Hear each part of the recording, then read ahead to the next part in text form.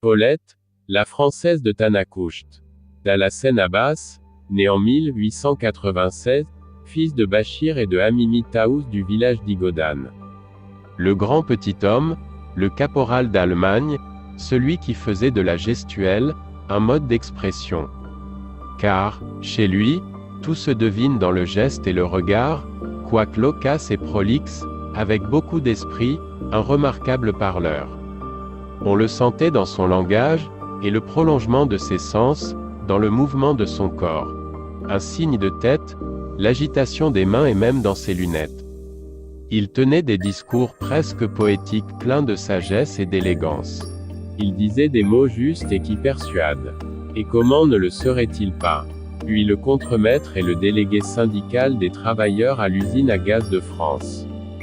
Son engagement, sa participation active à la vie sociale, politique et religieuse de son village, attira également l'attention des autorités coloniales une fois de retour à Genzet, pour être désigné vice-président de la commune de 1953 à 1963.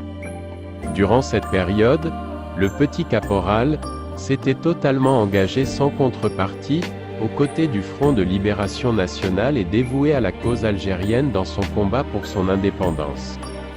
Sa maison fut un refuge et le quartier général des Moudjahidines. Mais en retour à la veille de l'indépendance, il fut menacé par les ennemis de la Révolution. Il quitta alors, de façon précipitée et définitive son village natal pour s'installer à Alger, fuyant ainsi l'épée de Damoclès qui pesait sur lui.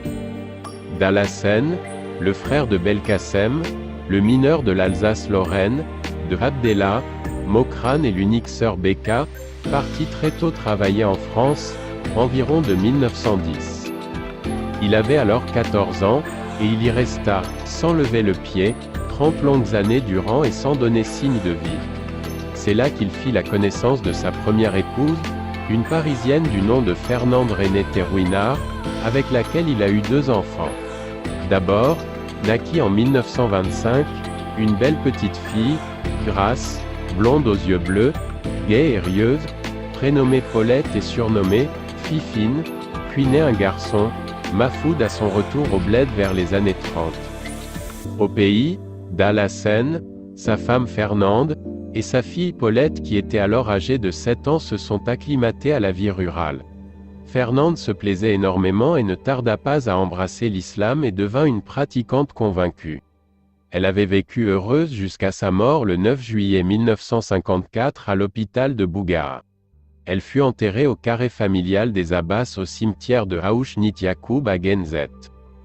Quelque temps plus tard, Dalassen prend une seconde épouse, Zid Taous, 1918, dite Zaban Bouka, avec laquelle il a eu 4 enfants, Mohand Ouamer, Chaban, Nejma et Karima. Dalassen tire sa révérence le 26 juin 1986, à l'âge de 90 ans.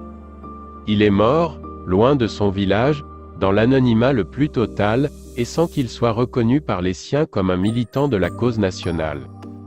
Quant à la petite Paulette, Fifine, pour les intimes, celle qui raffolait de friandises et de chocolat, désormais appelée Chérifa.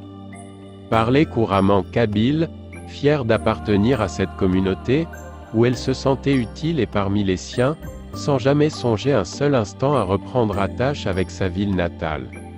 Digne de vivre à la source du naturel et du vrai, même si le monde de la campagne où tout est le prix de la sueur.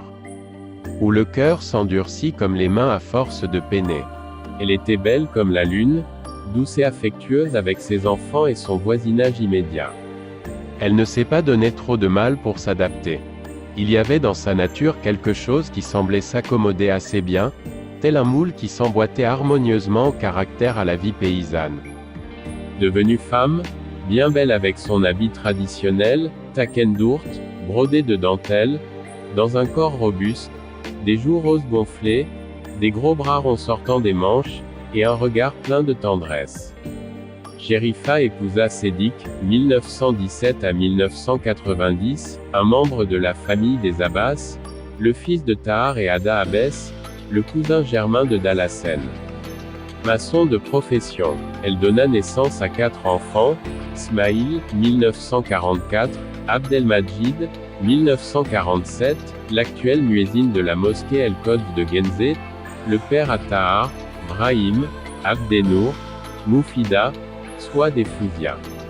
Au défunt Zoubir, 1950 à 1990, l'époux de Beka Maklouf, la fille du Shahid Mohamed Maklouf et la sœur de Maklouf Maklouf, l'ex-maire de Genzet.